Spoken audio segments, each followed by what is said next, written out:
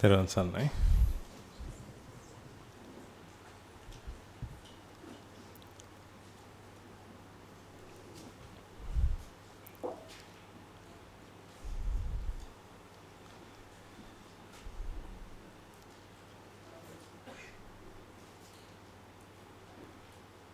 Have you had your lunch?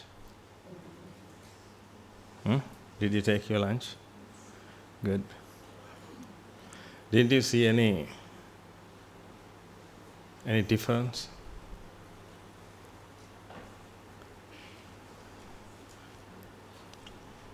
When you take your lunch, when you take your breakfast? I think if you are conscious enough, you can learn something from your food.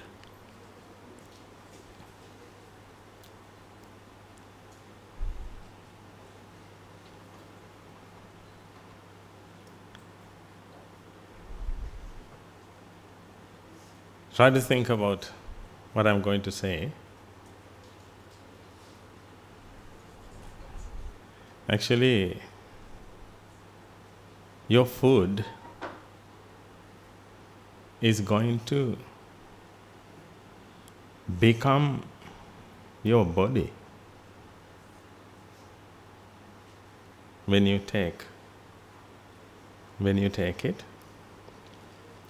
It's ready to become your body. That means it's ready to give up itself and to transform into another thing.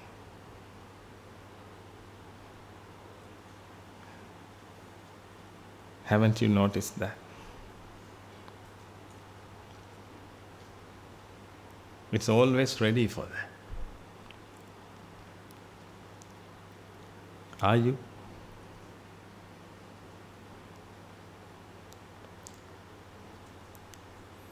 Or can you? Can you give up yourself and be transformed into another thing?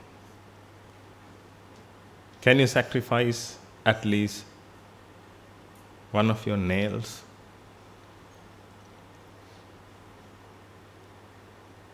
You have 10 and 10, altogether 20. Can you sacrifice?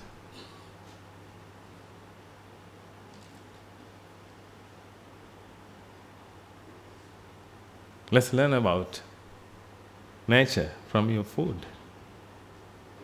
Your food is nature. Therefore, it's willing to sacrifice itself to nature to become something. But you can't do that. You are not going to. You are not going to sacrifice at least a bit because of the ego. Because your food doesn't have a mind. If it had a mind, it would have the ego as well, due to ignorance and attachment. Now it doesn't have a mind, therefore it can sacrifice itself to form something. But you can't do that because of the ego. You feel that it's me. How can I sacrifice? Actually, when we talk about sacrifice, the word sacrifice can be used with the ego, because you are going to sacrifice. You will do that. To become a good person, perhaps you can sacrifice one of your kidneys. And you can say that I'm going to offer you one of my kidneys. Then you can use one of my kidneys. I gave one of my kidneys to her, to him. He is using one of my kidneys. Then one day you can say that he has been using one of my kidneys because I gave him. Actually, he is using one of my kidneys. Look, various things you can say. One of my kidneys. He is using, he has been using. As when he died, you can say that he used one of my kidneys. That's how it is. But your food never says these things. I became you. You are mine. It never says that. It never says that. Therefore, actually, that's nature. But when you have a mind, you can't be nature. It doesn't suffer, but you suffer. When you have a mind, you have to suffer. Because when you have a mind, the mind is ignorant unless you purified it. That's why when you have a mind, you have to be very careful when you have a mind. If you don't have a mind, it doesn't matter. But even when you have a mind, we have another task to do, to purify it. Otherwise, you are not nature. When we talk about nature, there are two things. One is form. Your body, this table, this whiteboard, form. Things are made up of four basic elements. That is also nature. And the mind, or the process of the mind, Rupa, Vedana, Sanya, Sankara, Vijnana. These five things, five aggregates.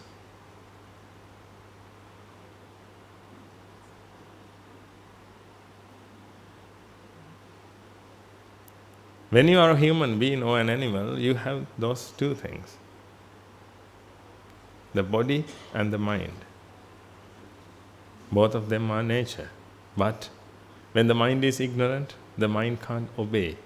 The mind can't understand the reality of the mind because it is ignorant.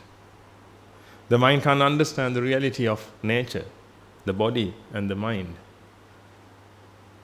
Because of ignorance, the mind feels that it is an entity, and then it introduces itself as I.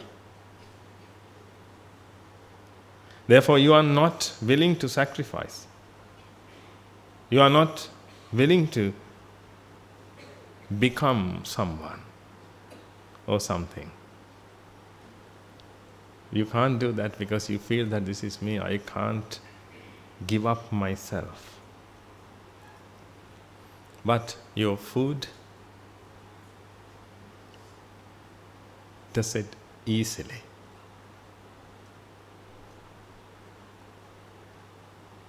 Did it complain? When you eat, hey, are you going to eat me? I'm not ready to sacrifice myself. It let you eat because it's ready to obey nature's law. Anicca. Your food knows that it's anicca. If it's anicca, then it doesn't have any fixed shape, any fixed identity, or it doesn't have an identity because it's anicca. Then it's ready to become something. Actually, your body is ready. Let someone eat your body, then you will realize that.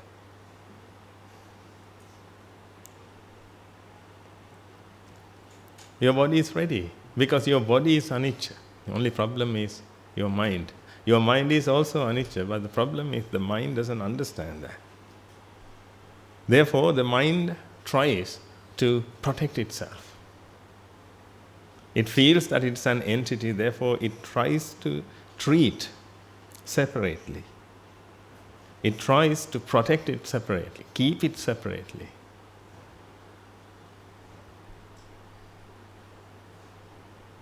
That's why your life is so boring. Because you can't be yourself. You have to become a security guard. You have to protect. You have to protect your ways. Because the mind is identified with your ways. And you can say that this is how I work. If you want to work with me, that's how it is. This is how I work. You have your own ways. You have your own systems. Therefore, if someone wants to associate with you, they have to obey your rules. Then finally you ask nature to obey to your rules. Then you suffer. Because nature is nature. You should know that nature, you can't control nature. Nature is everything. Nature is everything, therefore you can't control nature. And if you try to do that, then you will suffer. That's what happened to you. You try to control nature. You try to change everything around you, ladies and gentlemen. You try to continue your ways. You try to rule, you try to govern.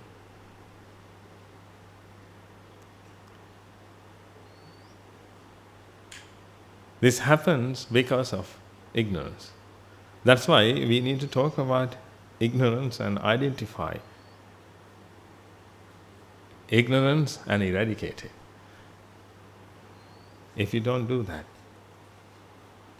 you have to suffer forever. Try to learn from these things. If I want to break this, it allows me to do that. Because it's ready. It's ready to become another object. It's ready to become another object. But you are not. If I ask you to get up and go, then you will be furious in front of everyone if I ask, get up. And if I say that, don't talk, if we talk again, I will hang you, if I say that.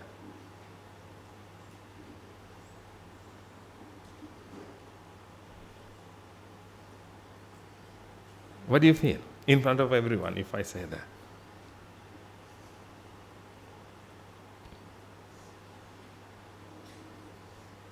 You can't tolerate that, let me tell this. Don't talk. If you talk,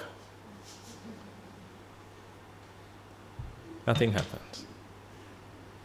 Because this is ready, because this is nature. But unfortunately, your mind is also nature, but it can't behave like that because of ignorance. First of all, you should understand the disadvantage of being ignorant. Otherwise, you never eradicate it. You never try to eradicate it. You will enjoy your life. Because when you have things, you can use those things and you can live your life. That's what happened to us. People taught us. The society taught us to have everything, acquire everything. Therefore, we acquired and we use these things. Then we don't want to eradicate ignorance. Sometimes we think that it's okay. It's okay to be ignorant. Or perhaps we don't know about ignorance. Then if you ask your friends that, are you ignorant? Then they might say that I'm not ignorant. I have a degree certificate. Look, I have a degree certificate. Look at this degree certificate.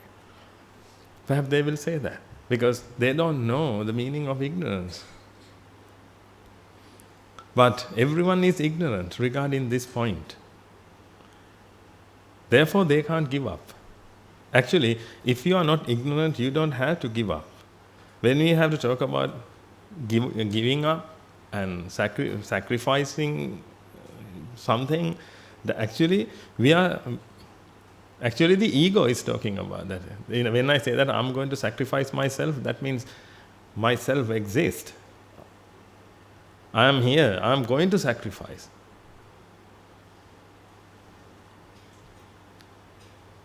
Otherwise, you don't have to sacrifice.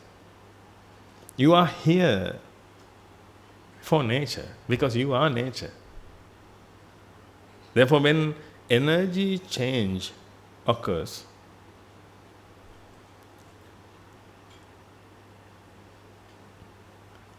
it will change. When you heat this will melt. But this is okay with that, because this is nature. This doesn't have anything to be identified with this form or this shape. But your mind is always identified with your face. Therefore, you need this shape. You don't want to lose this shape.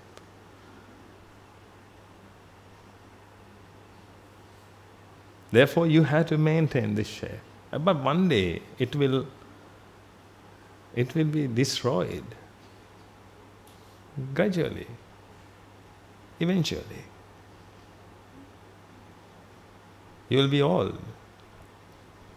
Aging occurs to everyone. Then you will suffer. And when you think about that, you will be frightened. Or you are frightened when you think about that. Then you will have a teacher. Perhaps he or she asks you to be in the present. Don't think about the future. Try to stay in the present. And some people think that that's the best way to come out of suffering.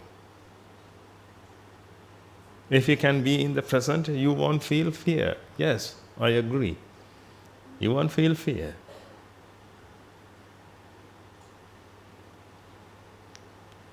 But you can't totally stop that. This is not the way of coming out of suffering or eradication of suffering. But you can practice that. I think some people practice it. That's fine, because something is better than nothing. At least if you can say for 30 minutes per day in the present and you practice that, then you stay in the now, which means in the present. You only think about, or you only perceive from 5 senses. You take things only from 5 senses. You don't use mana dhamma. But actually you can't do that, because mana dhamma is the most frequent one. Mana dhamma. When you see something, you have to use mana dhamma. Mana dhamma means the mind. Otherwise you can't identify it. You need mana dhamma. But you can practice that. When you practice that, you can stay in the present. You can try to stay in the present at least. Then you won't feel fear. But the problem is,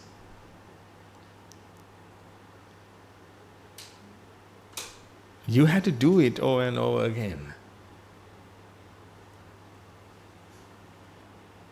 If your mind is vexed,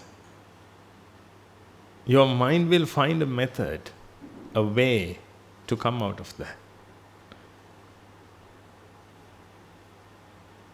That's why you always use your faculties. You have 6 faculties and you always use that. That's why you are so busy. You can say that I'm so busy. I also agree. You are so busy. You are so busy because you are so vexed. Your mind is so vexed. If you say so busy, then I would say more than that. I put more syllables into that. So busy, then you are so vexed. That's the reason. You can't stay still. If you stay still without doing anything, you will feel hell out of your mind. This life is not easy. Living is not easy, ladies and gentlemen. It's so hard. To make it easier, you try to be busy. You try to use your senses. You means actually the mind uses these senses. Then you can see, you can hear, you can smell, you can do something. That's why you are so busy. And apart from that, you need to use these things, therefore you need money. You strongly believe that when you have money, you can buy those things. When you can buy those things, you can be busy, even busier. Just imagine that. When you are rich, you can be even busier. Because when you are rich, whatever you need, you have all these things because you can buy. You can ask someone to buy. You don't have to go for shopping. You can ask someone to. You have servants because you are so rich. Then you can use your servants and you can ask them to bring those things to you. Then whenever you need, you can use them. Whenever you need, you can use them means actually perhaps you can be in the present as well. While you are eating, you just think about the taste. But the thing is, the problem you should understand is why? Why do you want to smell? Why do you want to eat? Apart from satisfying your hunger. Why do you want to eat? Why do you want to spend so much time to create food? Cook. For cooking, perhaps you spend like 2-3 hours just to cook a meal. And you eat it within 10 minutes. And you digest it within 2.5 hours, and altogether 6 hours. That's it. You can empty your stomach within, I think, 2 or 2.5 hours. That's it. After that, you can put more. But if you use 4 hours of your life to cook something, I have to ask why. Why do you waste your life like that? Then when I ask that, actually, you will be offended because I'm talking about your life. But you think that no, that's my life. Then that's a part of my life. I have to cook and eat. Yes, of course. That's part of your life. That's how you elaborate life.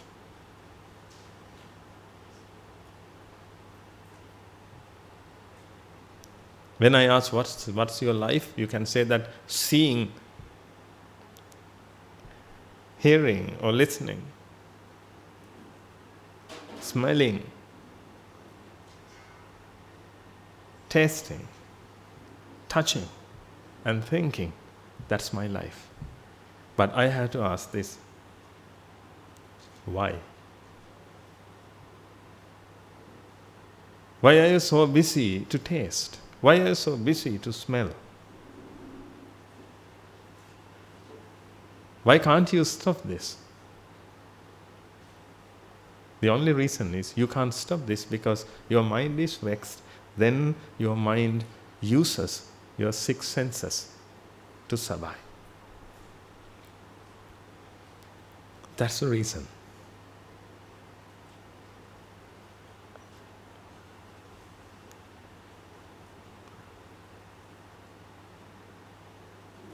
You can live 100 years, ladies and gentlemen, but apart from those things, you won't be able to do anything.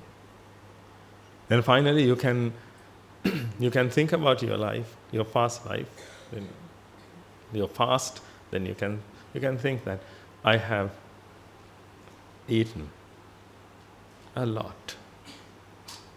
I have smelled. These are the things you can say. But at the same time, you can say that I built a school, I taught 100 kids. You can talk about those things. But again, I'm telling you, you do all these things to satisfy yourself. Even if you are a mother, you do all these things. You love your daughter, your son, your children, to satisfy your mind. I know this is offensive, and you will be offended. Especially if you are a mother, you will definitely see that as offensive thing. But the reality is, when you are vexed, you can't think about others. When you are vexed, you should be busy to come out of vexation. At that time, you never think about others, then you never think about the society, you only think about yourself. I'm not saying that it is selfish. That's the only thing you can do. Because you need to survive. If you need to survive, you can't think about others.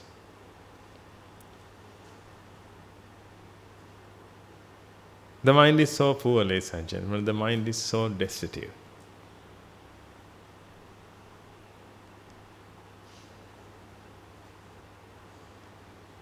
Therefore, it has to come out of vexation by doing something.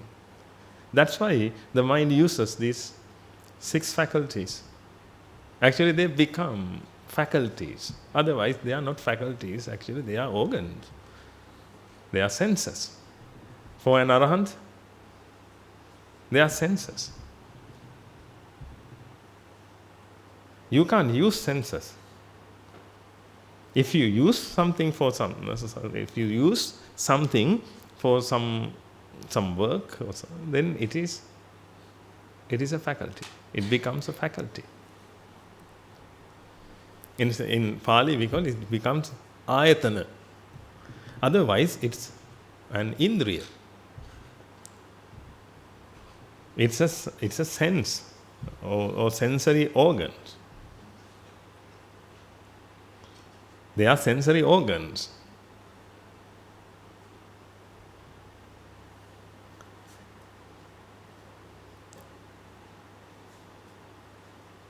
If you have a sensory organ, you can't use it, it is used. If you use something, actually you use it for something. You use it to come out of, you use it to come out of vexation. Then when you use it to come out of vexation, that becomes ayatana.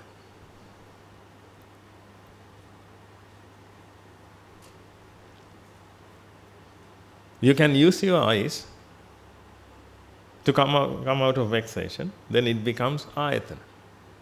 But same process occurs. Then if you ask what is the difference between indriya and ayatana, that means a sensory organ and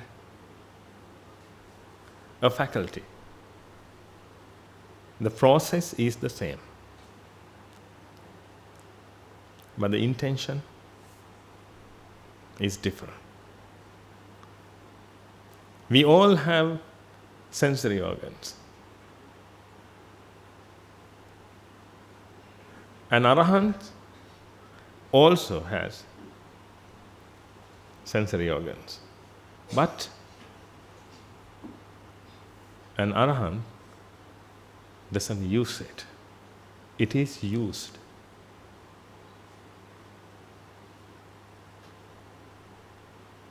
To use something, there should be someone to use. Otherwise, it is used.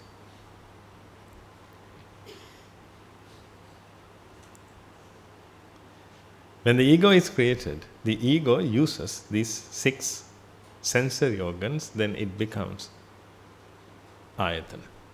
That's why the Buddha said, to get enlightened, you need to eradicate ayatana. Salayatana. There are 6 ayatana, then you have to eradicate them to get enlightened. That means to eradicate the ego, you need to eradicate these 6 ayatana. But only ayatana, not indriya. When you become an arahant, you will see. You will see means you don't want to see, but you will see. Try to understand the difference between you see and you want to see. You see, because seeing is a process. When causes are there, that process starts and the effect occurs.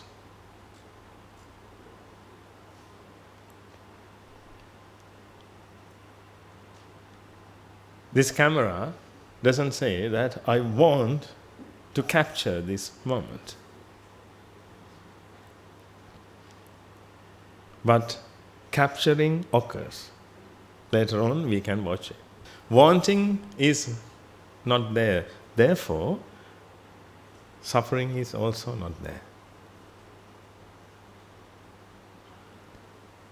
But when you have wantings, then you have to suffer.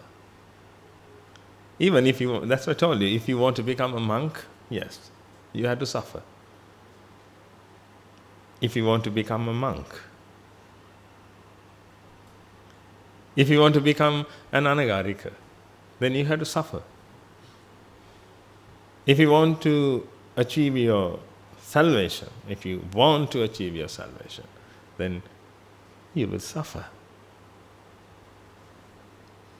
Because if you want, your mind is vexed and your mind starts using those 6 indriyas, or your mind converts these 6 indriyas to 6 ayatanas. By using 6 faculties, 6 ayatanas, you can't achieve your salvation. Use your indriyas, then you can achieve your salvation. By using ayatana, you can come out of vexation. That's it. Coming out of vexation and eradication of vexation is 2 different things. When the mind is vexed, that means now vexation occurs, vexation is created. Now you have only a path, only one path. Because that is created, now you can come out of that vexation by using those 6 senses. Then those 6 senses becomes 6 ayatana. But if you know that your mind is vexed, and if you know the reason, and if you know that it happens due to ignorance, and if you try to eradicate ignorance, that's another path. But you don't have to wait until vexation occurs. When vexation occurs, there is only one path. Now you need to do something to come out of vexation. You can't just stop there. You can't just think that, now my mind is vexed, but I'm not going to do anything. You can't decide that.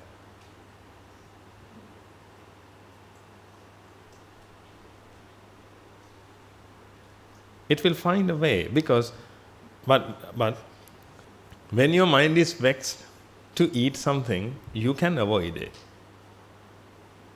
You can decide, strongly decide that. You can determine that, no, I'm not going to cook this. I'm not going to buy it. I'm not going to eat it.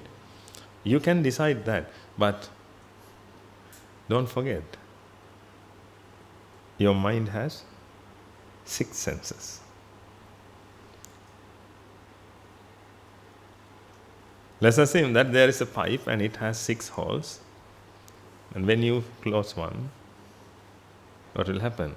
It will find another one. You can't close all 6 at once.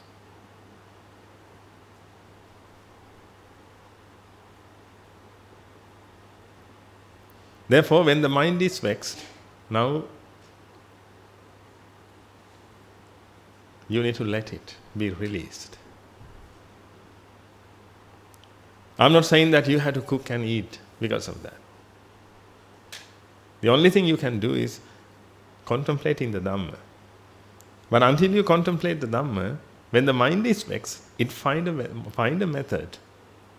Because it has 6 methods, then it will find one method and it releases its vexation. That's why you have 6 senses, Resha. Didn't you think about that? Why do I have 6 senses? Because in your past life, when I say in your past life, don't think that like there was an entity in your past life. But I'm talking about the last mind. That mind uses 6 senses to come out of vexation. It's used 6 senses to come out of vexation. And it knew that there are 6 senses, and it loved those six senses, and it wanted those six senses. Therefore, now you were born with six senses. You are a human being, you always use six senses. You have six sensory organs, then you are going to use them. Therefore, when the mind is vexed, you always have six ways. You can choose one of them. You can't close them totally.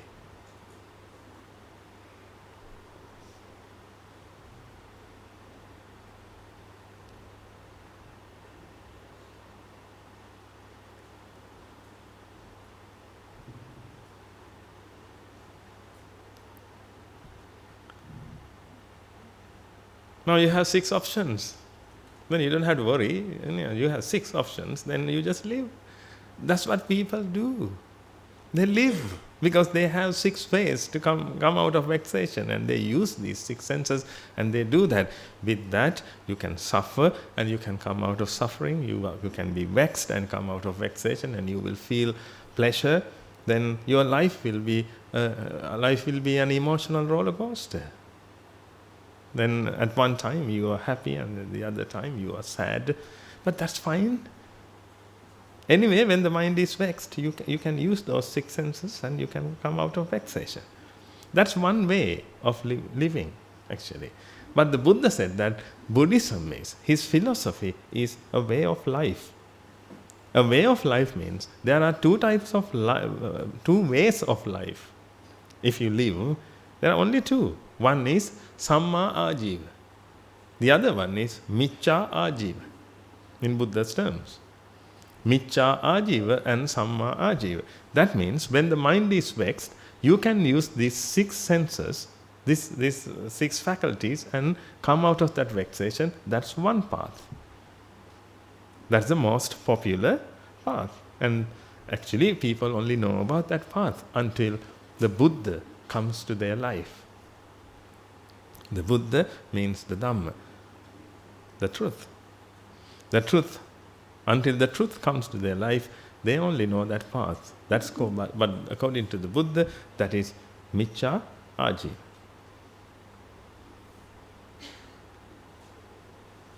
That's their life. Micca Ajiva.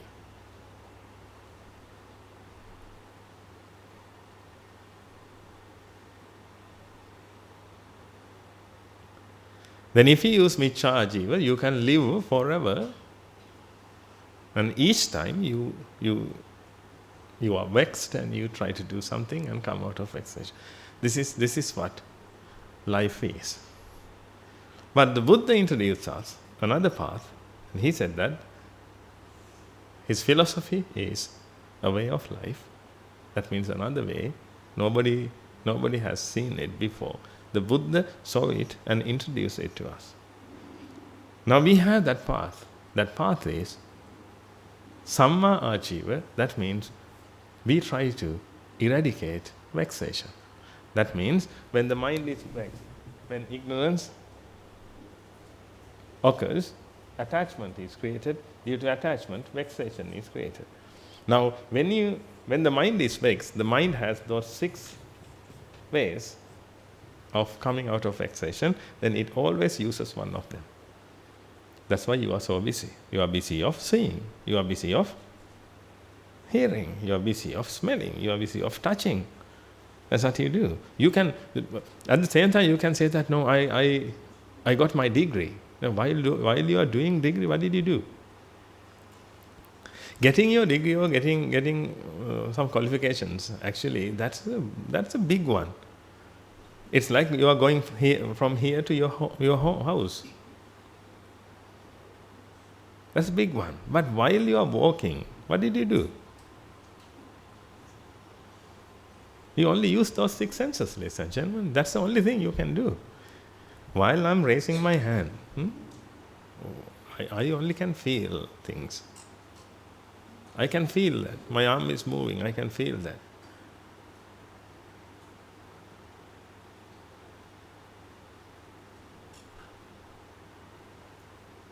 Actually, I do all these things only to come out of vexation. You all do these things. You all do these things just to come out of vexation. When it hurts, then you change your positions.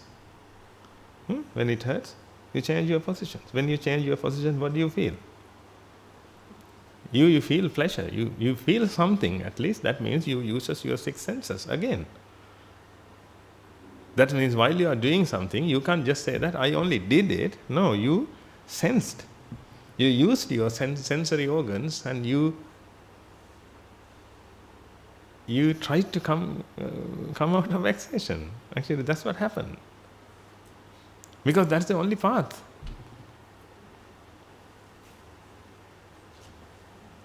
Apart from these six senses, you don't have any other thing. Therefore, your life is this. But the problem is, if you can't live without this, then we should be able to know why. Why do I use these things? How can I live without these things? These are the questions, or problems you should have right now in your mind. Because you have to do something, ladies and gentlemen. Otherwise, when you lose one of these things, then you will be mad. And you will go mad.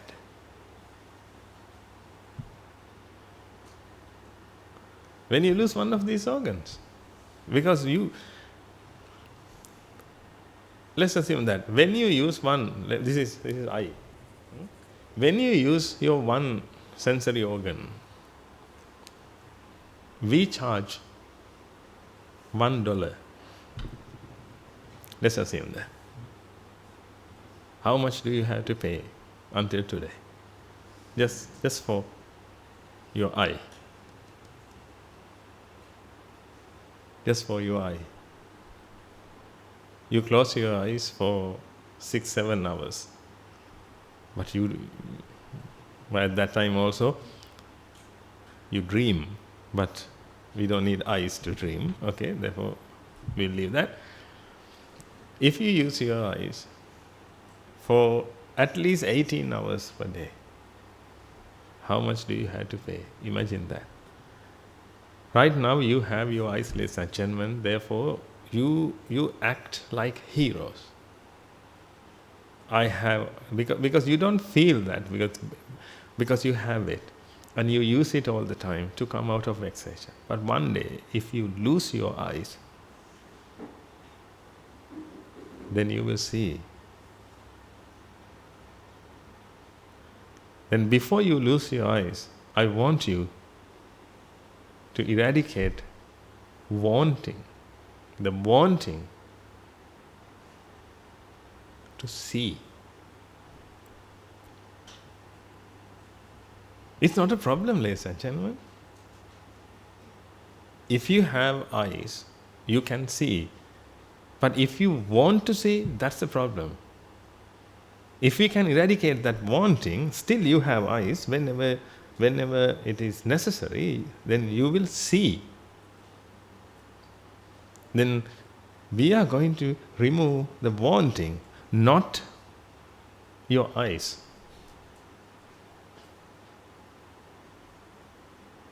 Not your vision. We are going to remove the wanting to see. You had to do that, otherwise you had to suffer, ladies and gentlemen. You always suffer because of this. But the problem is, now if I remove your eyes, then you will suffer again, because you have wanting, which is, you are vexed. Then you use the eyes, you use your eyes to come out of vexation.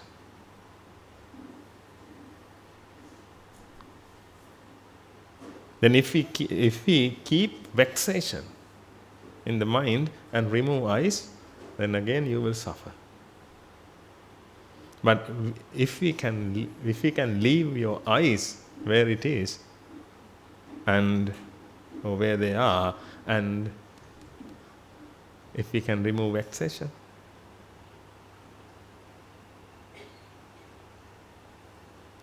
I think that is the wisest thing. Then why don't we try? You all know that the eyes are not permanent. You all know that eyes are not permanent. You will lose them one day. If it is not today, then you will. Then tomorrow, You will lose it. You will lose your vision. Then at that time, how can you use it? At the same time, if you lose your ears, you can't hear anything. You can't see anything, you can't hear anything. Then you have only 4. But the mind is vexed, ladies and gentlemen. The mind is vexed. Now you have to only use 4. Now how can you live?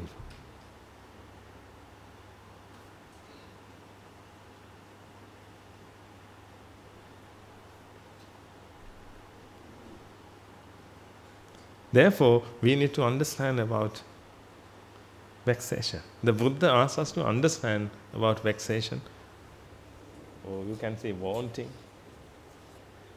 Finally, it becomes the ego.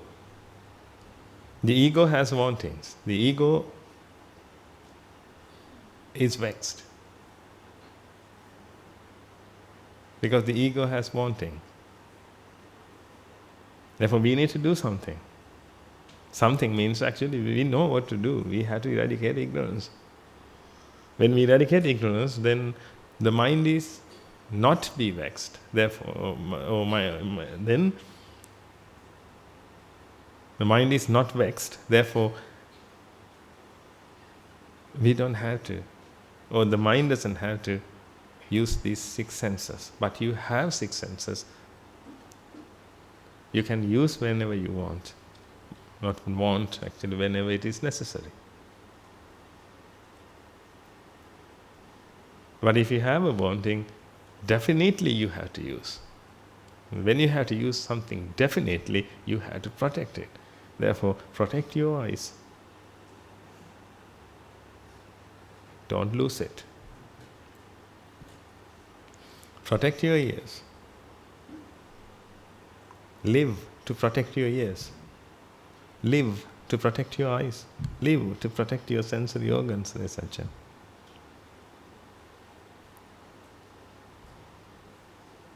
Because without them you can't live. Then if you want to live, you have to protect them. Then again, I'm not talking about your car, your house, your children. I'm talking about these 6 senses, ladies and gentlemen. These 6 organs. If you lose these things, then your life will be over.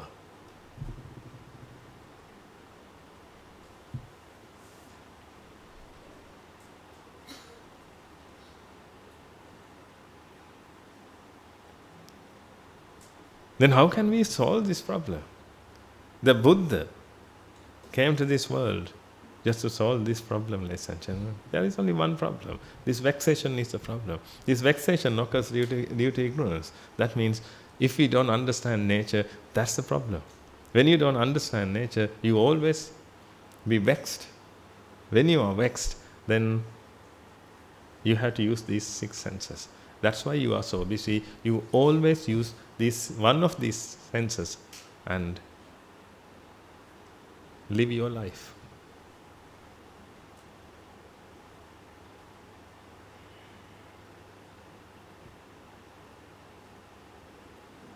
Practice this. Practice this means be aware. Be aware of this, ladies and gentlemen. When you live, try to understand these things. Then think about that. Why do I use these senses? Before you think that, actually the mind uses it for 1,000,000 times.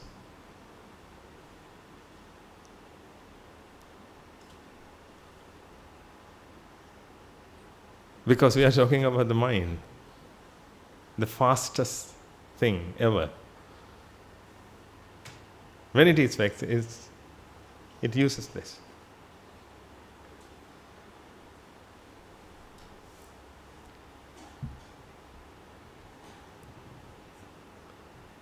This became your life.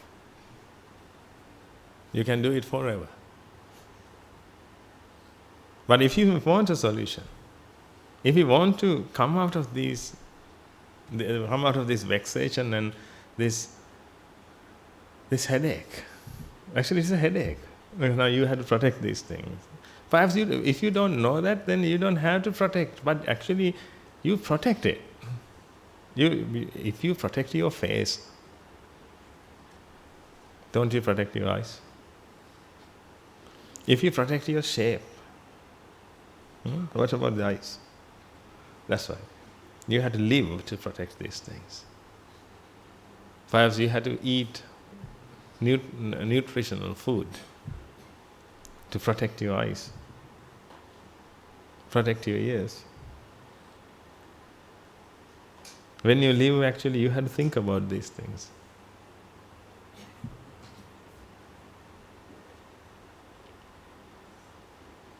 But there is a method, there is a way, ladies and gentlemen. There is a way you can free from these things. If you have them, you can use it. Otherwise, you don't want. That's the thing. Right now, I want, therefore I have to protect this. One day, if you think that I don't want, if I have it, I can use it.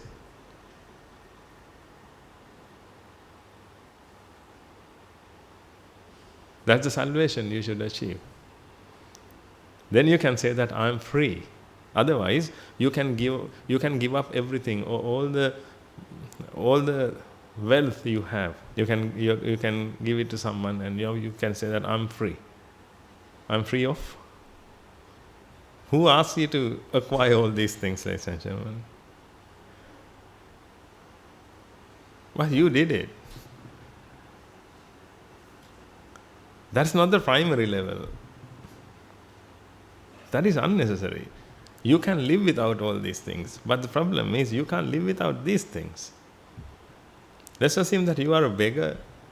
And if you are a beggar, you don't have money, you don't have anything. Every day you get something and you eat. That's it. But still, if the beggar's mind is vexed, then the mind uses these things. Therefore, the beggar, even though the beggar doesn't have anything, the beggar has to protect these things. Therefore, you can't say that, I want to become like a beggar. If you know about that, you never say it again. Only thing that you can say is, I want to become an arahant. He is the greatest beggar.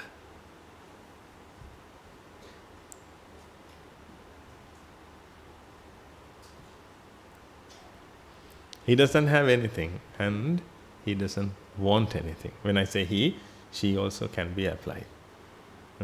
She doesn't want. She doesn't want anything. He doesn't want anything. But he has. If he has, he can use. But he doesn't want, therefore, he's not vexed. She's not vexed.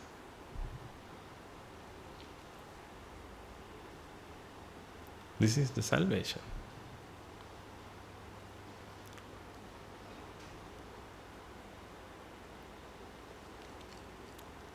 Then he doesn't have to think about his brain.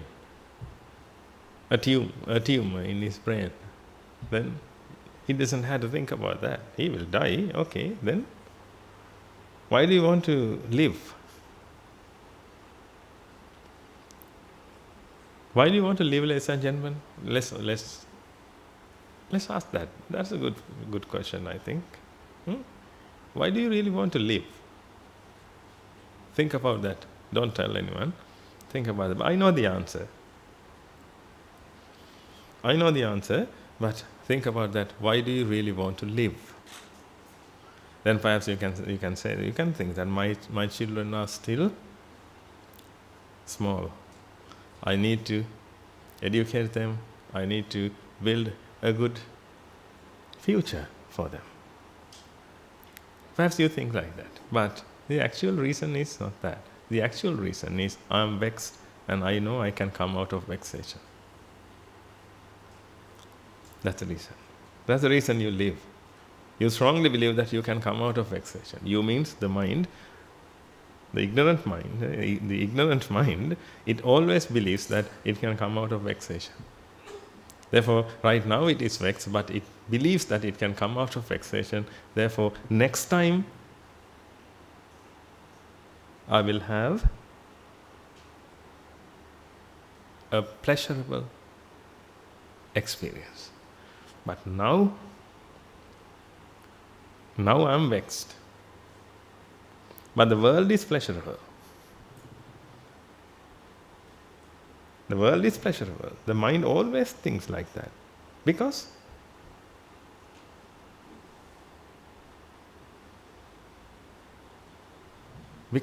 it can experience that, ladies and gentlemen, because there are 6 ways. If you close 5, it can use the other one. Let's assume that like we destroy all 5 senses, but it has one. You can't destroy that. That's the mind. The mind can use itself to come out of vexation. That's the organ, or that's the faculty you use most of the time. You start thinking. You create your own world. You live in there.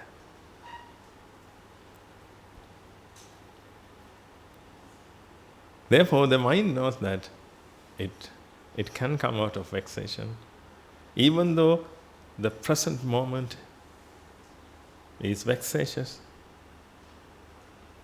I can experience pleasure. The world is pleasurable. I can always experience pleasure. That's how the ignorant mind thinks. Therefore, it wants to live. Don't you think that your next life will be very good? When you have a problem, do you really want to commit suicide? When you have an issue, you don't try to commit suicide. Because when you have an issue, you know that this is only a passing cloud. You can tell someone, don't worry, son. This is only a passing cloud. That means just think about your future. The world is pleasurable. Right now, you experience vexation. This is only a passing cloud. But in the future, you can say you have a very nice future, very bright future. This is how the mind thinks. Actually, you are mind. You are your mind. You are not someone else. You are your mind. And if you are the mind, that's how you think. Therefore, you have expectation. You always have expectations about a nice future, a bright future. Therefore, you want to live. Which means, that's why the mind wants to live. It can use these senses and it can experience pleasure. Therefore, it can't understand that the world is not pleasurable.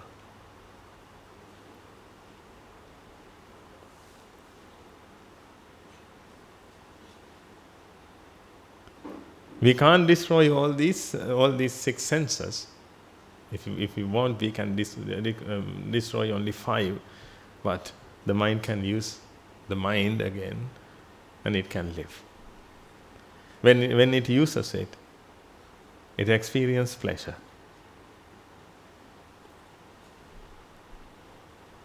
Then the mind thinks that the world is pleasurable. When the world is pleasurable, you don't want to commit suicide. Committing suicide means, I'm not saying that like killing yourself. Like committing suicide, by committing suicide, you can destroy your body. You can't kill yourself, can you? No. Destroying your body is not committing suicide. Pass into Paranibbana is committing suicide. That means you are no more.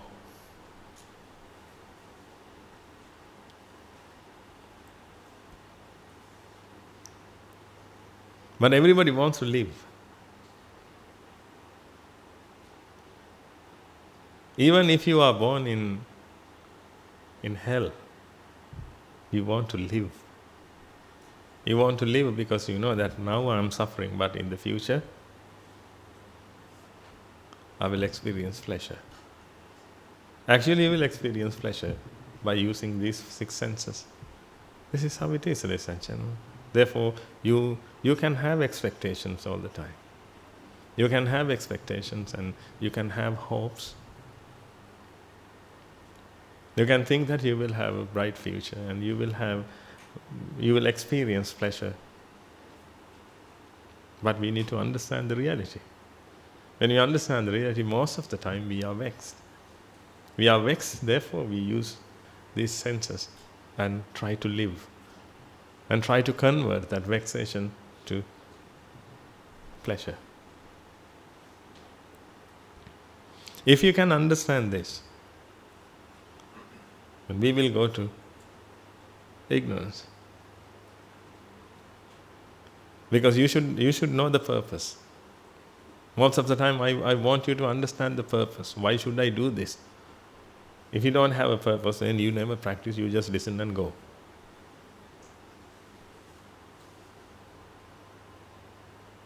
When you have cancer, then you try to treat yourself. That's how it is. You stop every other thing and you treat yourself. This is cancer. But you can't see that. Because I am not a doctor. Therefore you don't believe me. But this is a cancer. This is a mental cancer. Because of this, you have been suffering for eons. Not in this life. You have been suffering for eons and you will continue to suffer because of this. That's why we need to do something. Earning is not enough. Acquiring is not enough. If we see the problem, ladies and gentlemen, actually you are so lucky. We all are so lucky because we have the Buddha and the Dhamma and the Sangha. We have the path. We have the Dhamma to practice. That means we have the truth. And we know about the salvation. Otherwise, just imagine that. Some people believe that God will come and save them one day. I'm not insulting them.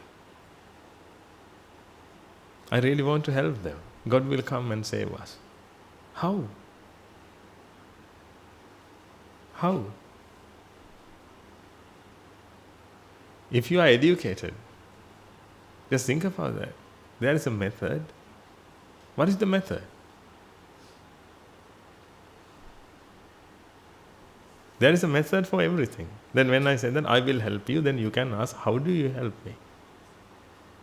Then I will say the method. Then find that method from a book. If you have the holy book, then read the book and find out about the path. Then I also believe that. I believe in gods. There are many gods. I believe in all the gods and goddesses. Again. I believe in all these things. I believe in this. It's not harmful, ladies and gentlemen. But I believe in this. But I don't practice this. I only practice the truth. Therefore, if someone asks that, do you believe in my God? Then I can say, yes, of course, I believe in your God.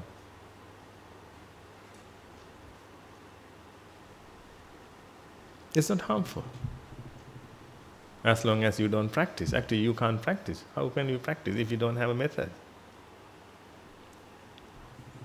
You can only believe. Then you can have hopes. Then you can think that one day God will come and protect me. How?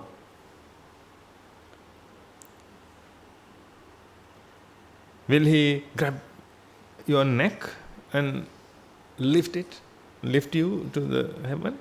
Or kind of that? How? Let's assume that you will be in heaven now, still.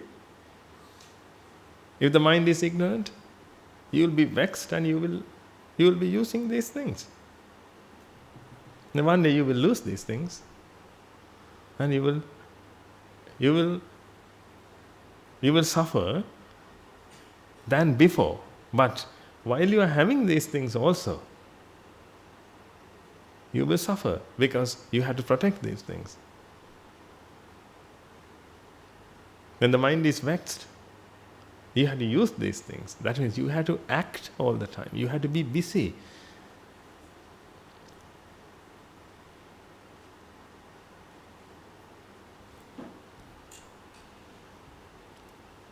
If you want to check this, go to Valimalu and stay there without doing anything. Go to Valimalu, not only the Valimalu, wherever you want to go there and stay there. Stay there, but don't do anything. Don't take your phone with you. Leave your phone, and don't listen to anything. If you can, stop contemplating as well. Don't do anything. Just stay somewhere. Then you will feel your mind, but not the sacred mind. You will feel the ego, which means vexation. You will feel vexation at that time. Then you will realize that that's the reason you are so busy. You try to make yourself busy, ladies and gentlemen. You try to make yourself busy. If you want to go on holiday, perhaps you go to somewhere you can use these senses even better. Think about the places you go on holiday. To a beach.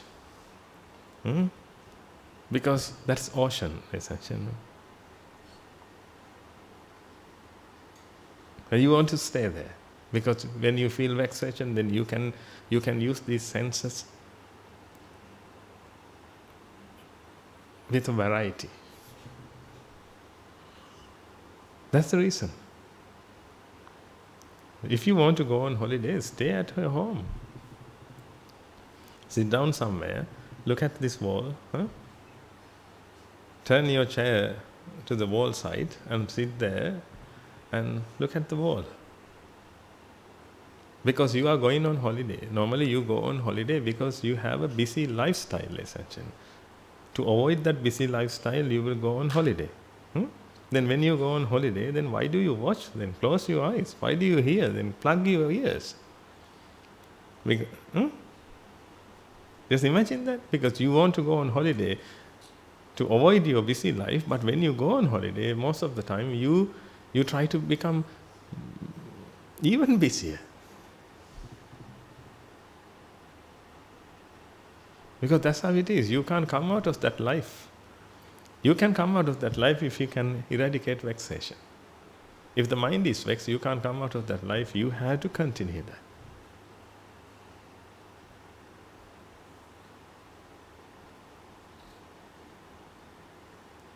Then if you can understand this, then you will realize that this is the most dangerous cancer, ladies and gentlemen.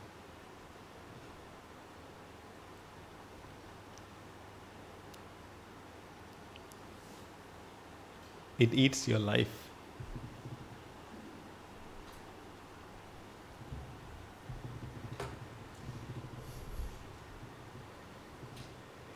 That's why, world. Now, normally when we talk about the world, perhaps you think that we are against the world. People develop the world. They develop all sort of things. New inventions, new discoveries, all these things. No, we are not against them.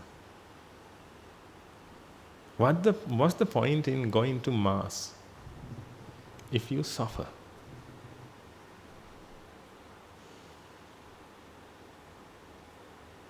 Perhaps someone can say that no, we are doing these things to serve humanity. How? That's the other problem. How do you do that?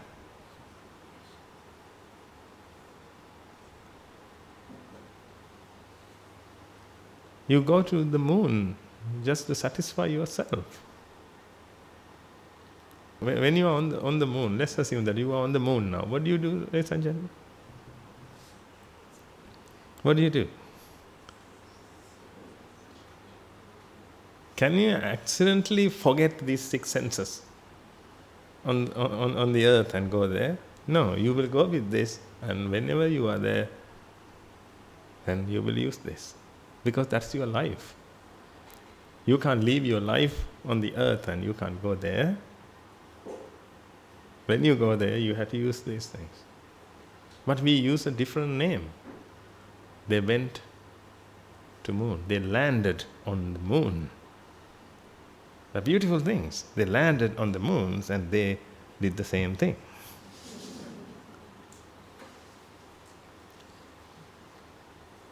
Because the mind is vexed and they start looking.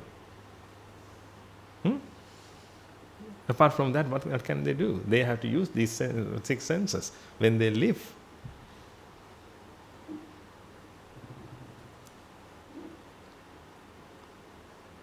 Because we don't have to be deceived, ladies and gentlemen. That's what I'm telling you. Like when we talk about rocket science, it's rocket science. It's about something big. Therefore, perhaps you ask your son or daughter to learn rocket science. Because these things are created because of the ego. But we need to understand that we have cancer in our mind. If we don't treat that, then we will suffer forever. You have to do all these things because of this. But ancient people. When we consider about our ancient people, and actually they didn't have this education. They didn't want.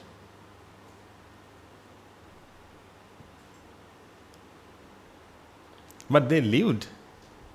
We know that they lived. I'm not saying that they lived happily. Unless you are an arahant, you can't live happily.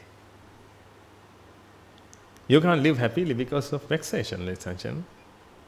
There is no such thing called happiness. But if vexation occurs, you only feel suffering. You only feel vexation. Therefore, you try to be happy. If your mind is not vexed, then you don't try to be happy.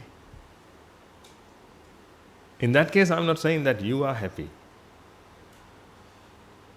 You don't have to talk about happiness if you are not suffering. That's completely neutral. Nature is not pleasurable. Nature is not vexatious. Nature is neutral. Then when you feel neutral, that means that's you. Therefore, don't be deceived and don't try to achieve happiness. But people talk about happiness because they can't see this. Sometimes we also have to talk about happiness, otherwise people never listen to us. If I can say that I have a method for permanent happiness, then you will come and listen. If I say that there is no such thing called happiness, then why should we go there? Because people don't want to be neutral. Because they don't believe in neutral.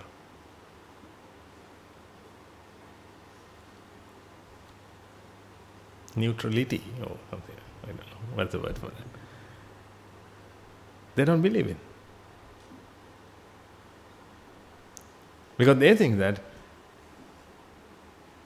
they only believe in duality, ladies and gentlemen. Duality, good and bad. It's not only duality. Another aspect is there. The Buddha found that. Punya, Papa, and Kusala.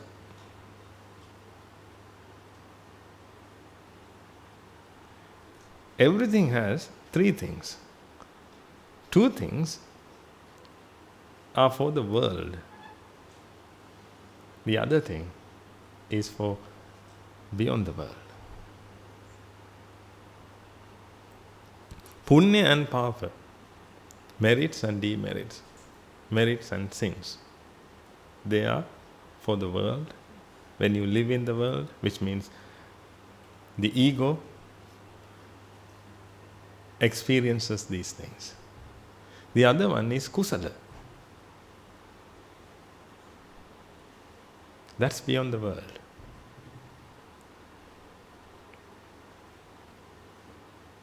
Here we are talking about that thing. But in the world you can't hear that. Because they don't know it. They can tell you that try to be good. But they can't say that practice kusala, because they don't know kusala. That's why perhaps now you know the meaning of kusala, but before you listen to these sermons, like how did you define kusala and akusala? There are two things, kusala and akusala. Then you thought that kusala and akusala is punya and papa. Still people believe that.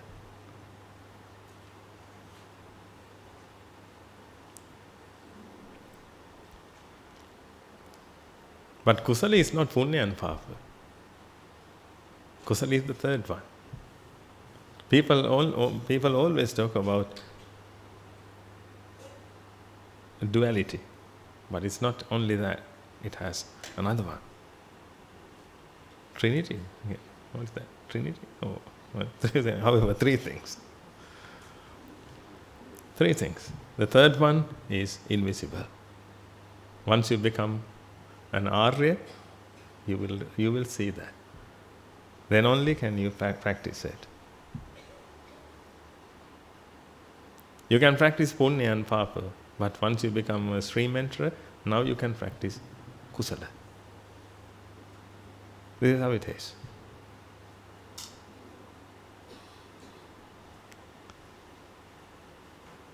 Therefore, people, when they believe in duality, then they think that vexation and pleasure, or vexation or suffering, they say suffering and happiness. Suffering and happiness. That's what they talk about. They don't believe in neutrality.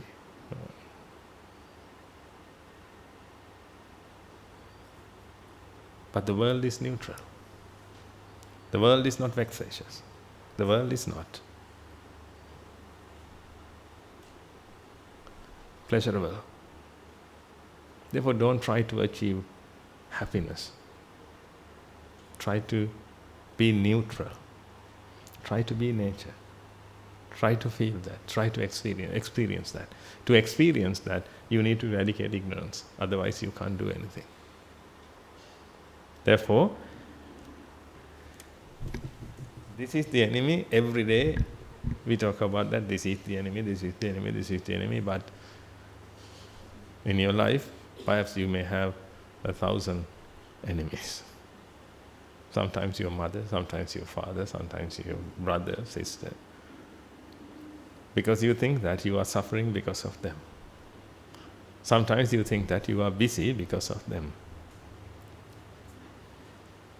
You are not busy because of them, actually you are busy because of vexation. Working is not hard, ladies and gentlemen, but when you are vexed and try to coming out of vexation, actually that is the hardest part. Using these 6 senses is the hardest part. You can't feel that because you always use it. You are so busy of using this, therefore you can't feel that.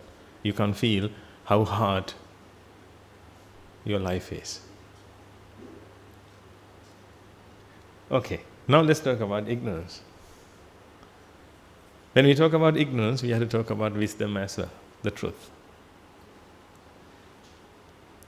Now, the mind is vexed because of one reason, ladies and gentlemen.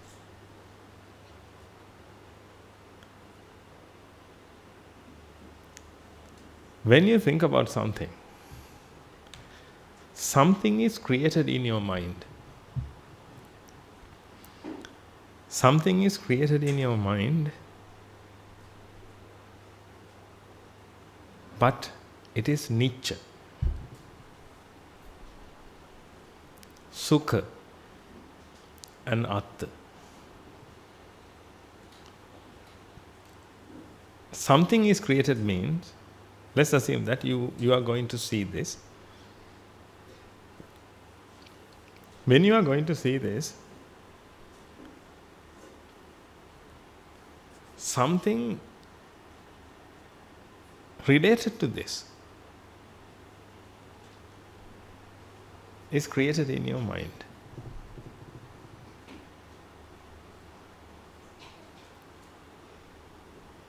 But it is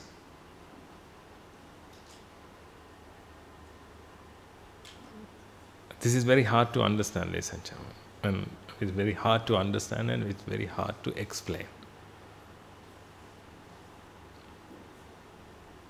But let's try.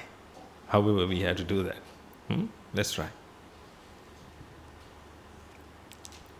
Something related to this is created in your mind, but the problem is the mind can't experience this.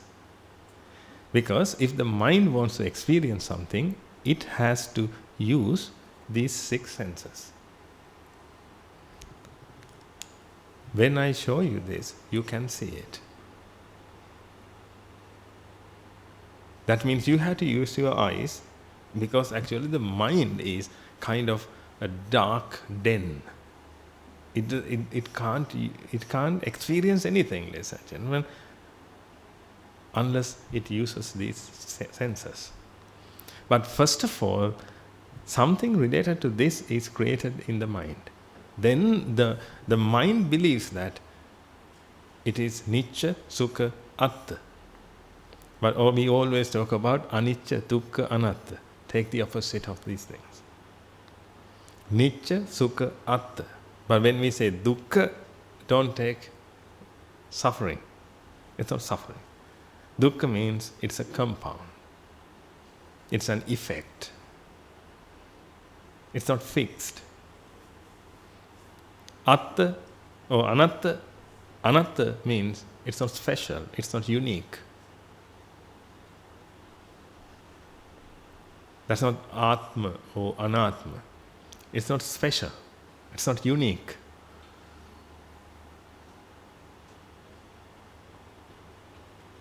If something is Nicca, Sukha, Atta, it should have a fixed shape and an identity. Because it's Atta, it's unique. Then if your mind believes that everything in this world is Nicca, Sukha, Atta, now it wants to experience that object, because that object is so special. Because it's special, it's unique. Because it's Atta. That's how the mind believes. Everything is Atta. That means everything is unique.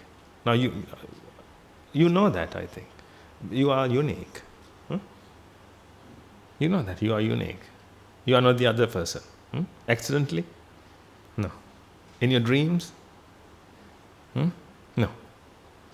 In your dreams even, you feel yourself separately as an entity,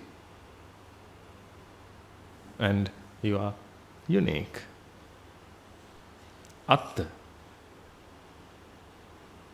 You always feel that I am Atta. Everything is Atta. This is Atta. When you see this, you feel that. Don't you feel that this is and these objects are Atta? Atta? Yes.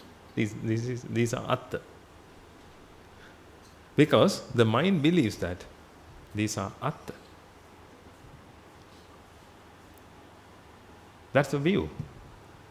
And that view has been practiced. Now it becomes your mind. That means that becomes nature of your mind. When the mind makes decisions, it is involved. The mind can't think without those drusti. Drusti means views. Because those views has been practiced. For how long? For how long? It's for eons. The same drusti, the same views. Just imagine that. The same views. Now, you have been practicing that you are a woman, you are a man. For how long? Let's assume that like 40, 50, 60, 70 years. Let's assume that. Huh? Can you forget it? Can you think about yourself by forgetting that part? You are a man or you are a woman? No. When you apply yourself to somewhere, then you always think that I'm a woman and how can I do this and how this is the way I do it and all these things. Then when you have been practicing this view for 8 years, if you can't forget that, then how can you forget Nicca Sukha Atta? As you have been practiced, or you have been practicing this for eons. Therefore, you can't forget that. You always apply that when you think. Therefore, when you want to think about something, then something is created related to this, but it is Nicca Sukha Atta. When it is special and unique, now you means your mind wants to experience that. That's where vexation occurs.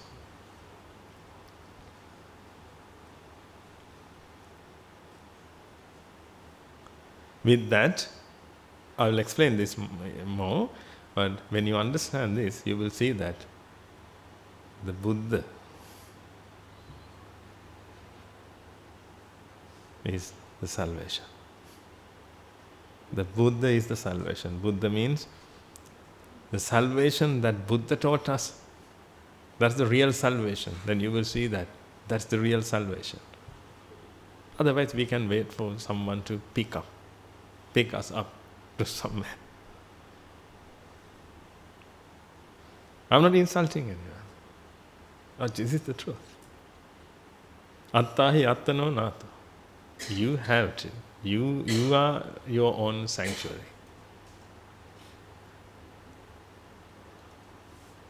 And you will see that without anicca dukkha anatta, you can't achieve your salvation. Because that's the truth of nature. The Buddha discovered it, ladies and gentlemen. The Buddha didn't invent it. Therefore, when we talk about the truth, we have to talk about the truth of nature. That's it. We should be able to apply that theory to each and everything in the world. That's why I always tell you, if you can't apply anicca dukkha anatta to any object or any process, please let us know.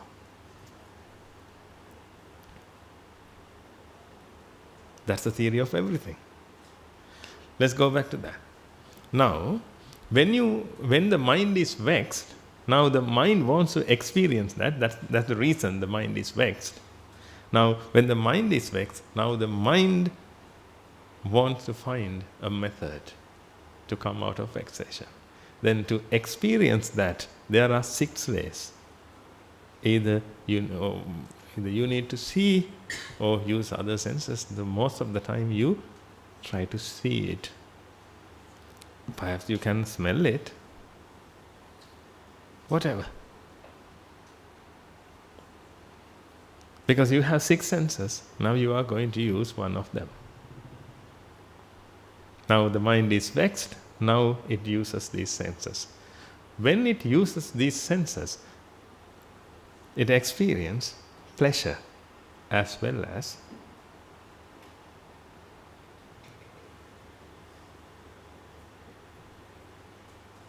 a color if it uses eyes, a sound if it uses ears. It experiences pleasure as well as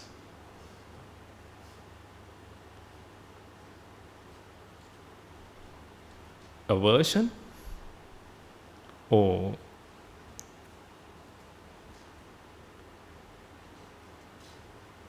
delusion, or what the other one? A desire. It is called raga, dvesha, moha. Raga, dvesha, moha is created due to this experience. That means, I told you that something is created in the mind which is nicca, sukha, atta. That's how the mind believes about it. Now the mind wants to experience that. Then to experience that, the mind uses one of these senses. Then if it satisfies the mind's wanting, the mind is over the moon. In that case, the mind wants to associate with that. That's called raga. Raga is not sexual desires, it is sensual desires. Which means, when the mind is vexed, and the mind tries to come out of vexation, at that time, if the mind is satisfied by these senses, the mind wants to associate with it. That's called raga or desire. That means the mind wants to associate with that.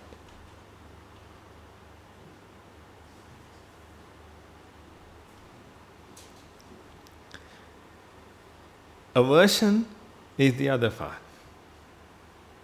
If the mind can't be satisfied with the experience, then aversion is created.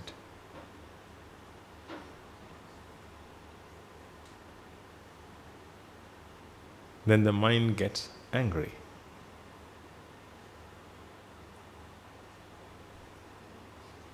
Two things. Third one, if the mind can't decide anything, it is vexed and it experiences one of these senses, but it can't decide it yet. That experience is not that powerful. Therefore, now it can't decide anything. Therefore, it is aversion. It stays in the state of aversion. This is how these three cankers are created: raga, dvesha, and moha. Desire, aversion, and delusion. To get three results, we need to compare how many? Just tell, how many? How many do we have to compare to get three results? We have to compare at least two. Let's assume that we are going to play cricket. There are two teams. What are the results? Win, lose, and draw. Three things. Then when you compare two things, you will get three results.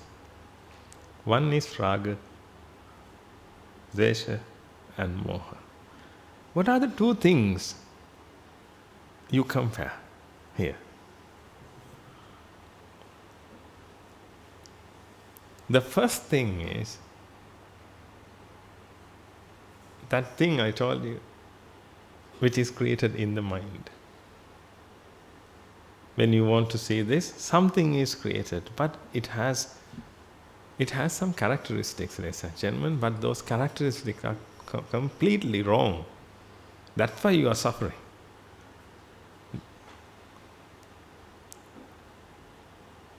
Those characteristics are completely wrong.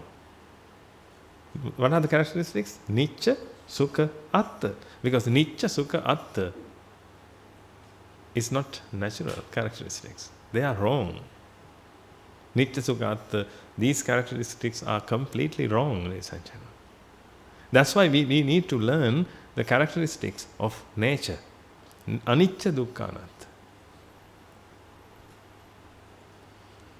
Because of those views, you are suffering.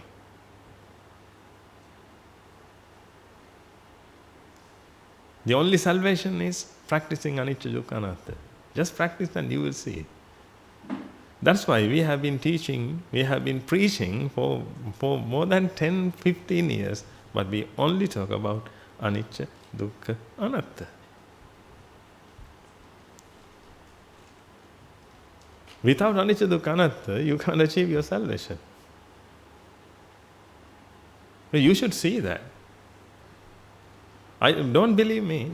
I'm going to prove this. I'm going to prove this with the Buddha's Dhamma, then Buddha's doctrine, then you will see.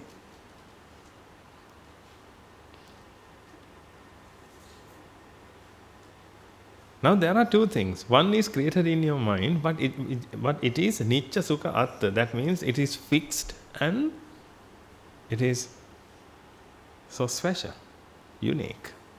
When something is fixed and unique, let's only talk about unique because when something is fixed, it should be unique. When something is unique, now the mind wants to experience it. If the mind wants to experience it, the mind only can take these things through these 6 senses. Therefore, the mind uses one of these senses. Then, a rupa, which is this, Rupa, Vedana, Sanya, Sankara, Vijnana. This is created. There are 6 types of rupas. This. There are 6 senses, and there are 6 types of rupas. Now, a rupa is created. Then Vedana, Sanya, Sankara, Vijnana is created. Now, in this case, the mind gets something means whatever you get here, a color, let's say, a color and the perception, the mind perceives the color now. But it wanted to see something. It wanted to see something which is Nitya Sukha Atta, because the mind thought that it is so special.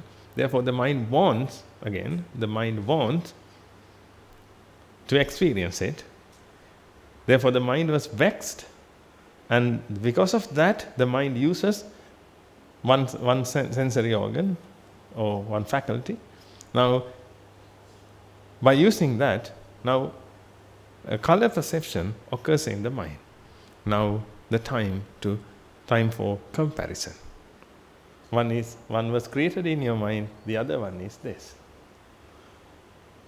This is the one which came from sensory organs, and this is the one which is created in your mind. Now you compare this. When you compare this, what are the 3 results you can get normally? When you compare two children, what are the results you get? He is better than him, he is worse than him. We can just decide. They are 50-50.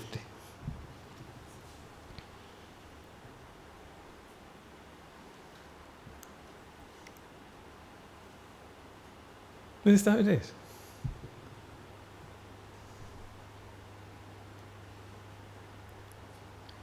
Now when you see this, when you think, not you actually, the mind, when the mind gets the perception, now the mind can compare. When the mind compares, the mind has 3 Vedanas, ladies and gentlemen. 3 Vedana.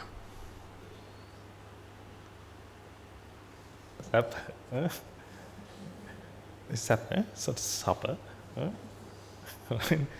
Sapa, Dukh and Upeksha. Sapa, Dukh, Upeksha. One of these 3 Vedanas is created. If Sapa Vedana is created, that means a pleasurable feeling. That's it. This is vexatious feeling. And this is 50-50 feeling. But it is vexed.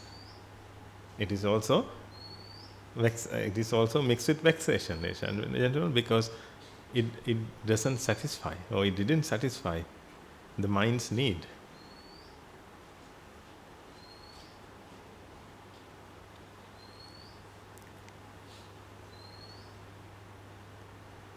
Now, with Sapa Vedana, Raga is created, which is, I keep forgetting that word. What is that? What is that? Desire. Desire. Desire is created. Otherwise, aversion is created. Rejection, aversion, like the mind doesn't like it. Dislikeness, or dislike, whatever. You can add anything. Anger also. You can, if you want, you can use that. And here, upeksha, still vexation. Still vexation because expectations are not fulfilled.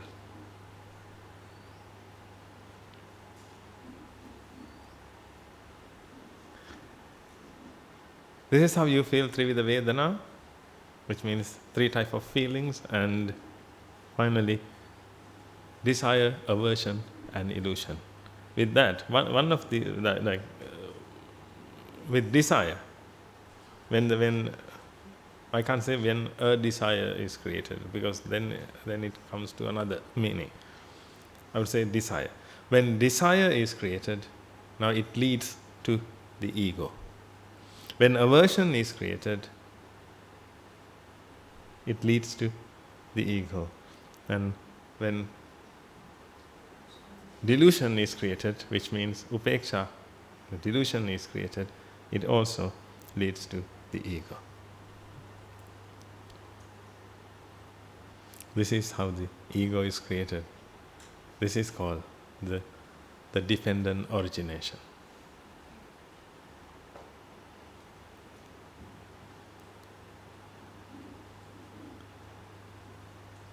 Now, if we can understand, but we will talk about this later as well, ladies and gentlemen, within 2 hours, if we can cover this, then I think you all are arahants. It's really difficult for you to understand this. And it's really difficult for me to use words to explain these things, ladies and gentlemen, but we will try. We will try. I will learn more English.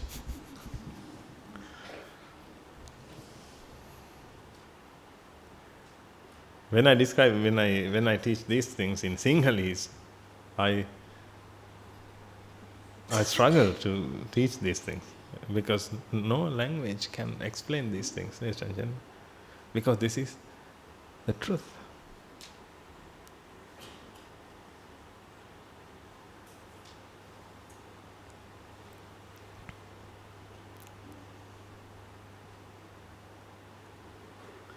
Again, let's go back to this.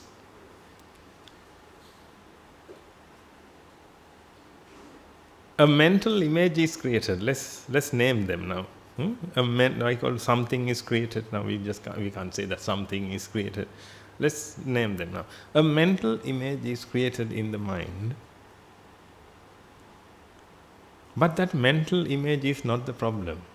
Perhaps you think that then normally when you see something, a mental image is created. Otherwise, how can you know that whether? Let's take an example. Right? You ask for a pen. When you ask for a pen, I give you this. Then you should be able to reject that.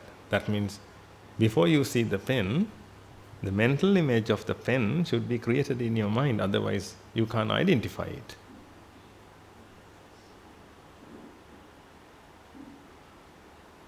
Therefore, this is not regarding the mental image. The mental image is created. Therefore, the Buddha didn't say that to eradicate our mental images. But some people practice that, to eradicate mental images. That means you don't know about anything. You can't identify anything.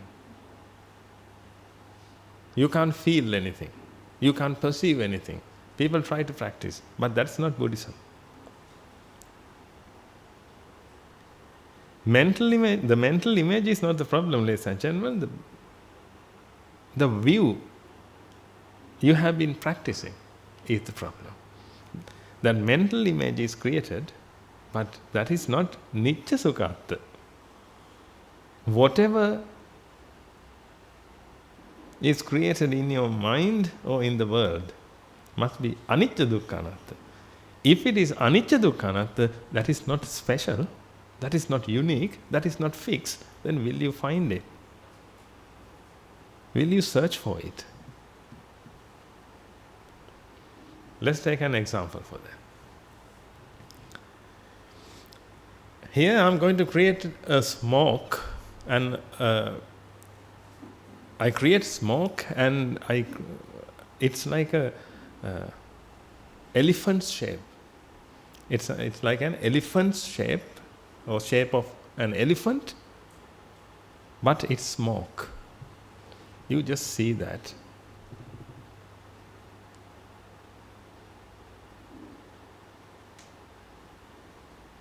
And can you find it somewhere now?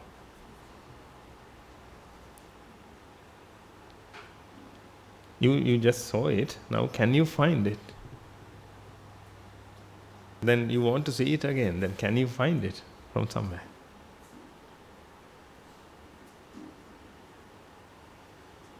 Why don't you try? Why don't you try to find it, ladies and gentlemen? Because you know that it's smoke. It doesn't have a shape. And it's not special. It can create an elephant, a shape of elephant, the shape of an elephant. And it can create a shape of a horse. But you know that it's smoke. Therefore, it's not Nitya Sukha Atta. It is Anicca Dukkha Anatta, because you can easily understand that it is Anicca Dukkha Anatta. But when you see this, you think that this is fixed. That's why I took that example. Something is made up of smoke, but it is also like this, ladies and gentlemen. But let's take that example. If something is made up of smoke and you know about it, then you never expect it as unique and fixed.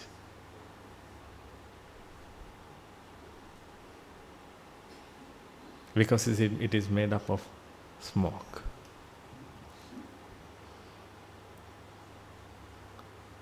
Like that, if you know that the world is Anicca Dukkha Anatta, whatever you see, whatever you perceive is Anicca Dukkha Anatta, then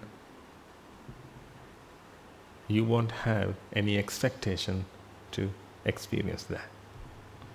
Here, this Salayatana is not the problem. That means these 6 senses are not the problem, ladies and gentlemen. And that mental image is also not the problem. We should need that mental image, otherwise we can't identify anything.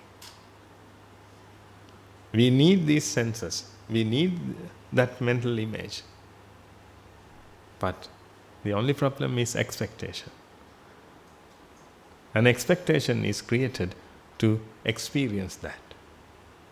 It is created because the mind feels that it is fixed and it is unique. If something is unique, the mind wants to identify it and perceive it.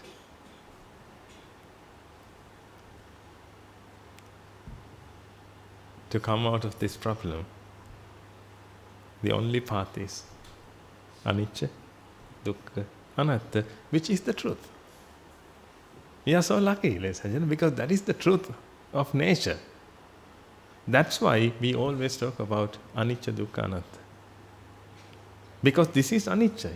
This is Anicca, this is Dukkha, this is Anatta. We need to understand that, we need to identify it. That's the only thing you should do. Everything is anicca, dukkha, anatta. That's the only thing you need to understand and realize. When you realize that, whatever a mental image is created in your mind, the mind knows that it is anicca, dukkha, anatta, therefore you can't find it in the world. That mental image itself is also anicca, dukkha, anatta. It is not unique, it is not fixed. Then if it is not fixed, then how can you find it from the world, in the world? Just imagine that. That's what I told you. Now there was a shape of. It's really difficult. I would say I use simple thing. A smoke elephant. Okay. Otherwise, I had to use 10 million words to explain one thing. A smoke elephant. Let's say that. Don't consider about English here. Okay, right? If you saw a smoke elephant, can you find it out from somewhere else? Because it is smoke, ladies and gentlemen. It is created in smoke, or it is made up of smoke. Therefore, you can't create it again. You can't see it again. Then, if you know that, you never expect it to see. You never expect it to experience.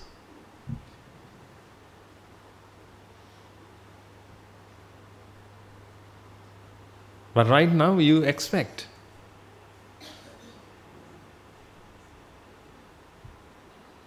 Because you know that it is unique. You know that means that's ignorance. Due to ignorance, the mind knows that it's fixed and it's unique. Therefore, the mind wants to search for it. That's why you are being busy. You try to find fixed and unique things in the world. That's your life, ladies and gentlemen. When you believe that the world is fixed and all the objects, everything, Rupa, Vedana, Sanya, Sankhara, Vijnana, all these things, when they are fixed and they are unique, then you try to find them. To find them, you have to use these 6 senses. When you use these 6 senses, then you will get 3 results, which is raga, dvesha, moha, or this sapa, dukkha, upeksha, these feelings.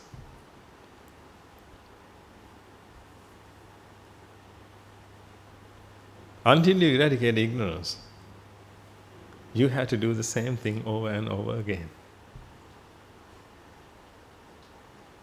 Now you can see what is ignorance. Ignorance is when the world is anicca, dukkha, anatta. If your mind thinks that it is nicca, sukha, atta, that's ignorance.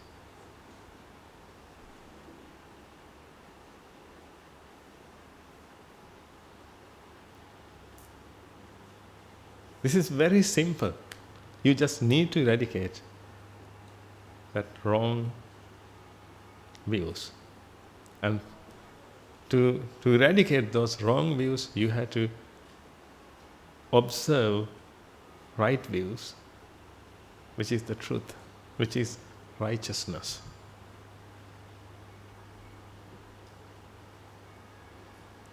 You take that, you observe it and practice it. When you practice, your mind will be anicca, dukkha, anatta.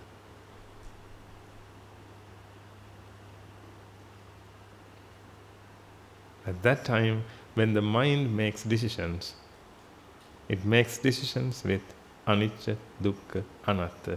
Therefore, the mind knows that nothing is special, nothing is unique, nothing is fixed.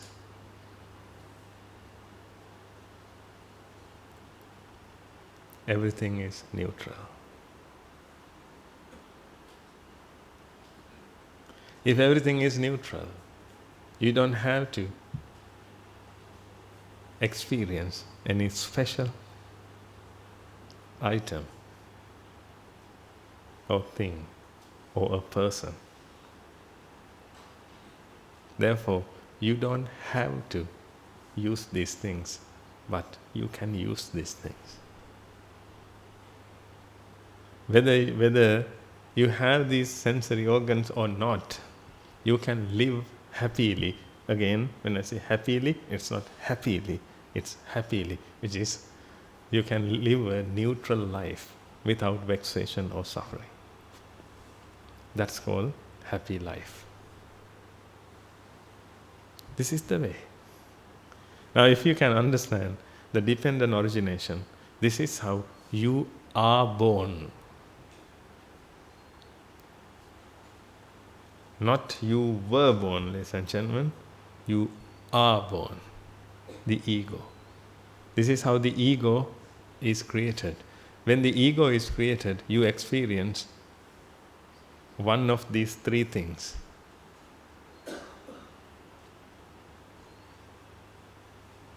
Happy ego, angry ego, and vexed ego.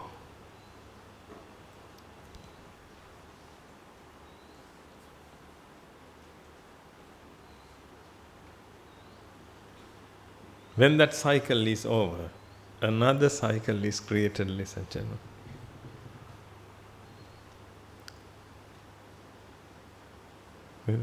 Another mental image is created. Then, if you think that it is Nicca Sukhatta, again, a wanting is created, a hope, an expectation is created to experience it, because it is unique.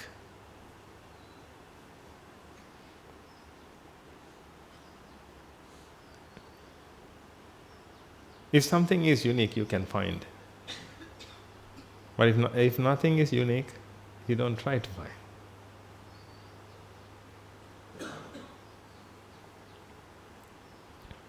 You don't have a choice.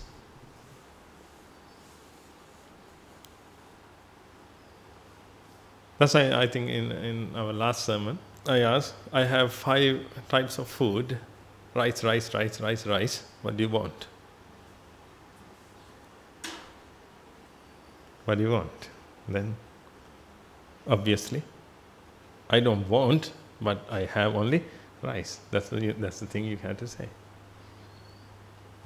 If everything is the same, if everything is neutral, nothing is unique in this world, then you don't find.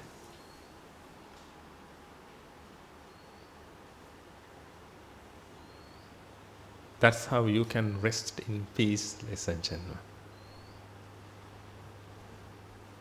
That's the way. Otherwise, you will have a restless life, and you will be even busier. And you work hard, and because when a mental image is created, the mind is vexed. Now, you use your money to bring things towards you, then you can use these 6 senses easily. That's why you have created a garden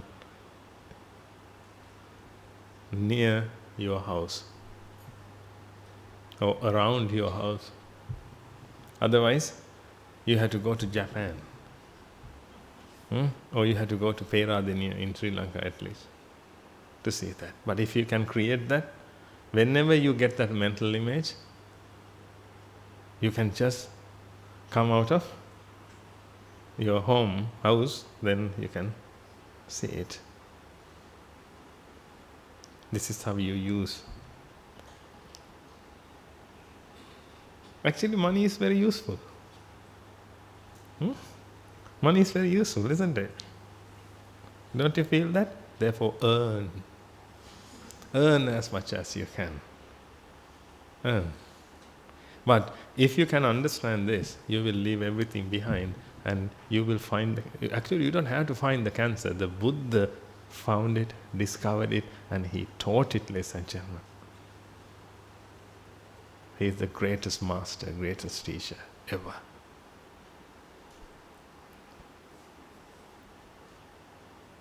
If you had to find these things,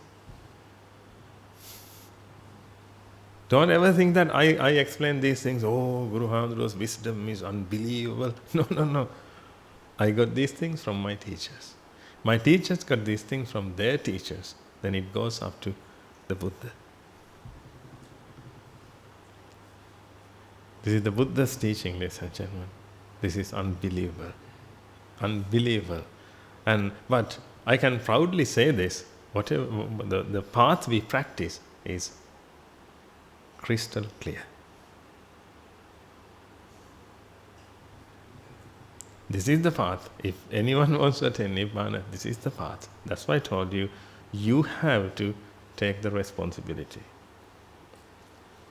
Understand the Dhamma. We will talk about this over and over again because this is the only thing we can discuss. Anyhow, you need to practice anicca dukkha anatta to achieve your salvation, whether you know it or not. Actually, you don't have to know this to practice the path. And every day I had to give a sermon. Then I give a sermon, then with your merits, the power of your merit, then it comes to my mind, then I teach this thing.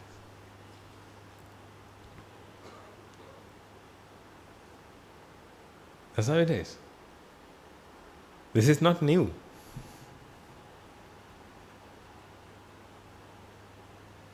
Let's assume that you don't know this, then what do you have to do? Just practice anicca dukkha anatta. Let's assume that you know this now. What do you have to do? Just practice anicca dukkha anatta. Apart from that,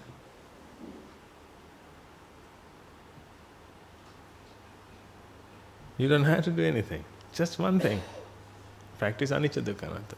But now you know why we should practice anicca dukkha anatta. This is the reason. Then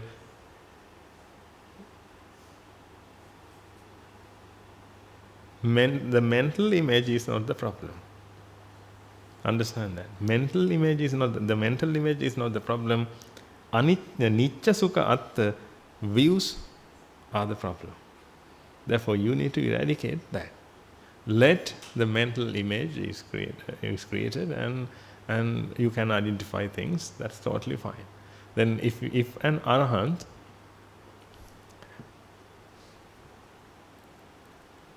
asks for a pen, when you give this,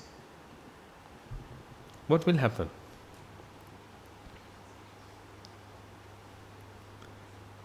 Will he take it? Will he take it? No. He said that I ask for a pen. This is a duster or eraser. But he won't be angry. Because aversion is not created in his mind.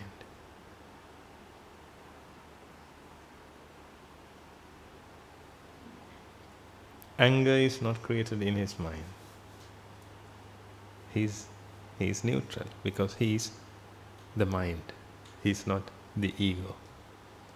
When the ego is created, the ego can be Sapa ego, Duk ego, or Upeksha ego.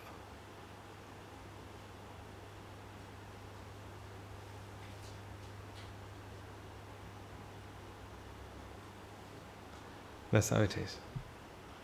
Therefore, let's practice anicca dukkha anatta. Apply anicca dukkha anatta to this pen. When you take this pen, then this one, it has colors. Then, if you can smell it, that smell is also there. And this is created,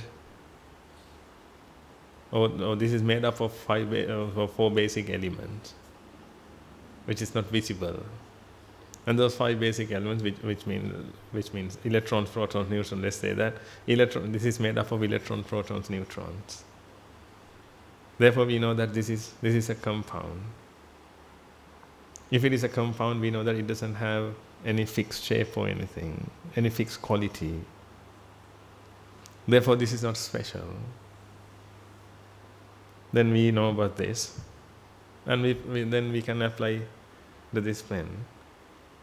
When we apply to this pen, then you know that this is also not unique. We apply to this. Then perhaps now you have a problem. Do we have to apply anicca dukkha anatta to each and every object in the world? No. If you want, you can apply anicca dukkha anatta only to this, ladies and gentlemen. The necessity is you need to understand that everything is anicca dukkha anatta. That's it. When we talk about everything, Rupa, Vedana, Sanya, Sankhara, Vijnana, all these things.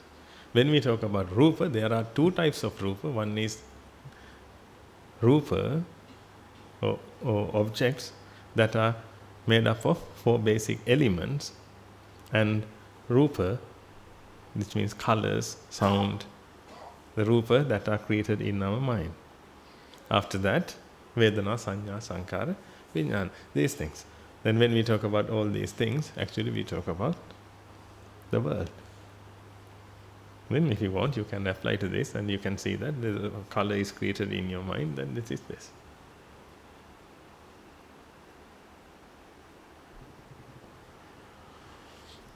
Now, you know what to do. Then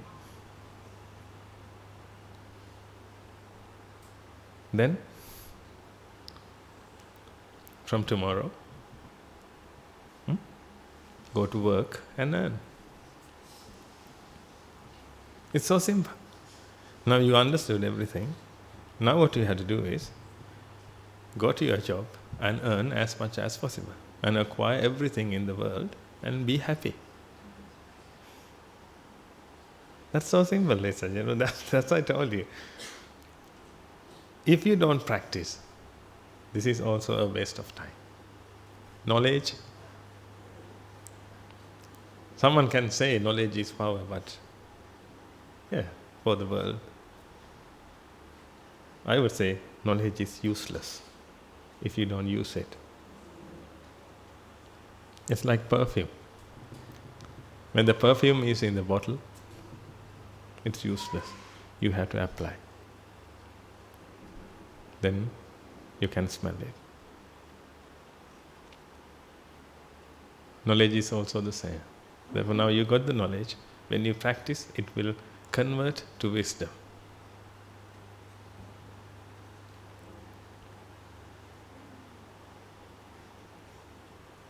Knowledge is one of ego's characteristics, but wisdom is one of mind's characteristics. Therefore, convert this to wisdom. I can't do that. I can only give you some information, which means some knowledge. Let's practice. At least if you can say this is the right path, then you can give up your other things. That's what I want to prove. Then you will be able to give up your other thing. Other thing means, but finally you realize that you didn't give up anything. You have been fooled. And you acquired everything in the world and you wanted to become someone in the world. But to realize that, you need to understand the Dhamma. Therefore, we try to prove the truth to you. Then you can easily give up your wealth and that life and come to the sasana. Especially for young people, I'm telling you. Building a world is completely useless. If you want, you can take my words, you can heed my words. Otherwise, you can experience it. After all, you are really good at that.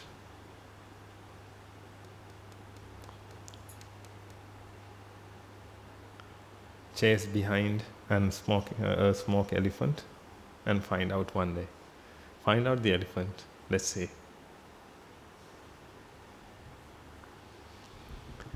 Okay, I'll see you next week. May the blessings of the Noble Sri be with you all. Thank you.